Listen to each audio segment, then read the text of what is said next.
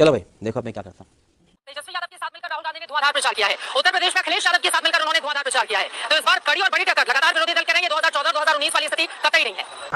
Hello from the melody team. Gaurav Bhatia ji.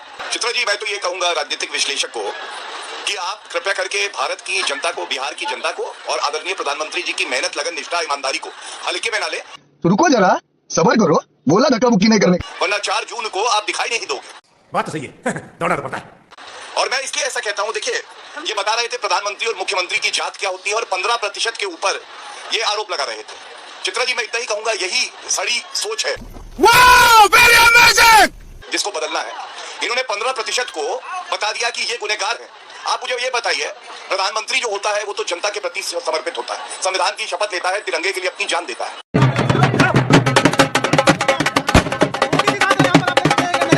Hello दोस्तों, फिर से आपका स्वागत है इंडियन रिएक्ट 2.0 में। और अभी अपने क्लिप्स में देखेंगे जैसे भी डिबेट पे बहुत बहस छिड़ी हुई है भाई। एक तरफ गौरव भाटिया जो बीजेपी के प्रवक्ता है, दूसरी तरफ एंकर है।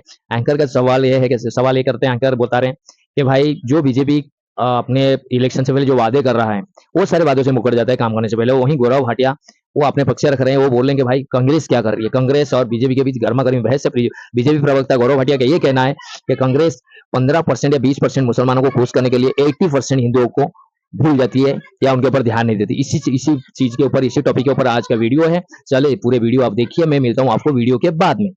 घोटाले के आरोप लगे, लालू प्रसाद यादव जेल जा रहे थे, तो राबड़ी देवी के अलावा कोई इन्हें नहीं मिला। पिछड़े समाज से ही कोई ढूंढ लेते।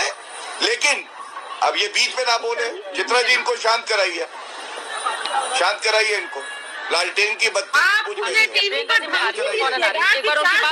मैं राजनीतिक विश्लेषक जी से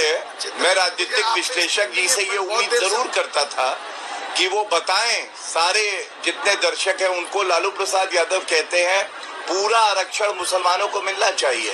क्या ये संविधान संगत है? वाह क्या सीन है,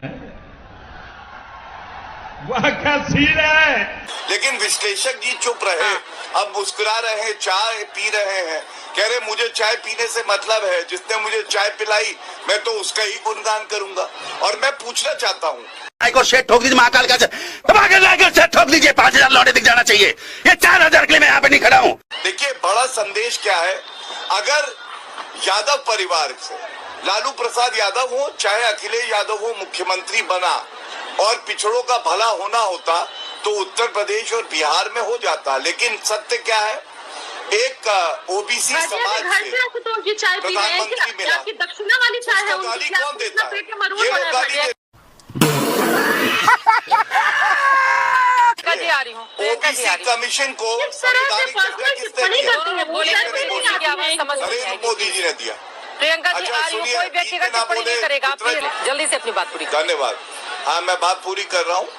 मैंने आपको बताया ओबीसी प्रधानमंत्री को ये लोग गाली देते हैं। ओबीसी कमीशन मजा नहीं आ रहा है जो है संवैधानिक दर्जा नरेंद्र मोदी जी ने दिया। 28 मंत्री ओबीसी समाज से।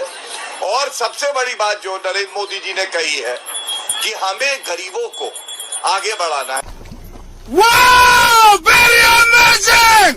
सशक्तिकरण करना है, हमें महिलाओं को आगे बढ़ाना है। अब आप बताइए, विश्लेषक बन के अगर सवाल नहीं उठा सकते कि एक चारा घोटाले वाला व्यक्ति अपने बेटे को आगे बढ़ाए और वो ठीक है, लेकिन अगर नरेंद्र मोदी जी कहे कि पिछड़ा समाज आगे आएगा तो इनको दर्द होता है। और मंडल आशुतोष जी, मैं आ रही हूँ। मलूक नागर जी भी कुछ कहना चाह रहे हैं, लेकिन आशुतोष जी को लेकर गौरव भाटिया ने बड़े सारे सवाल पूछे थे। आशुतोष जी, पहले आप जवाब दे दीजिए।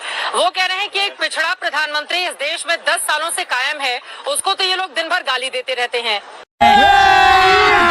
अभी मजा आएगा ना भिड़ो। चित्रा जी, बहुत अच्छी बात। मैंने क्यों लालू प्रसाद यादव के बारे में बात की थी, इसलिए लालू प्रसाद जी के बारे में बातचीत।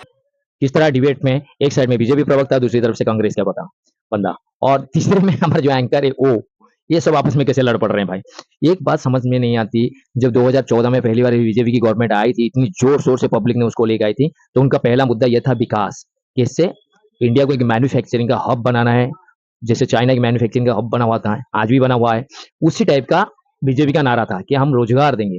लेकिन धीरे धीरे 2014 से 2019 के बाद धीरे धीरे ये मुद्दे हटके धीरे धीरे घूम फिर के फिर वो पुरानी वाली हमारी जो राजनीति चलती आ रही थी 50 60 70 सालों से, वही हिंदू मुसलमान पे फिर आके अटक गई। कई बार ये कहा जाता था कि ये बीजेपी ज्यादा हिंदू मुसलमान करती है। वहीं पे बीजेपी जो प्रवक्ता और उनका कहना है, मानना है कि ये मुद्दे पहले से ही कांग्रेस का मेन मुद्दे हैं कि अलग थलग करो, हिंदू मुसलमान ऐसे अलग अलग करो और उसके ऊपर राजनीति करो। जबकि आम पब्लिक अगर देखा जाए तो इससे कोई मतलब नहीं, उनको सिर्फ मतलब है अपना काम धंधा रोजगार से। अगर काम धंधा रोजगार कैसे बेहतर किया जाए, कोई भी सरकार करेगा पब्लिक उसको वोट देगा, और इसी वजह से शायद बीजेपी को पब्लिक ने लेके आई थी। लेकिन आज फिर घूम फिर के वही बात पे आ गए कि 20% मुसलमान को खुश करना है कि 80% हिंदुओं को खुश करना है। घुमा फिरा के हमारी बात वहीं पे अटक जाती है हमारे देश की। और यहाँ पे हम लोग भी इतने अनपढ़ और इतने जाहिल लोग हैं कि हर वक्त खाली अपनी यही सारी चीजों में फंसे हुए रहते हैं धर्म के बारे में। हिंदू क्या करेगा, मुसलमान कौन क्या करेगा, कौन किसको मार रहा है, कौन किसको खा जाएगा, कौन किससे खतरा पैदा हो जाता है, पता नहीं। ये सारी चीजें पब्लिक इतनी बढ़ चढ़ के देखती है, सुनती है और फिर उसके ऊपर रिएक्ट करती है।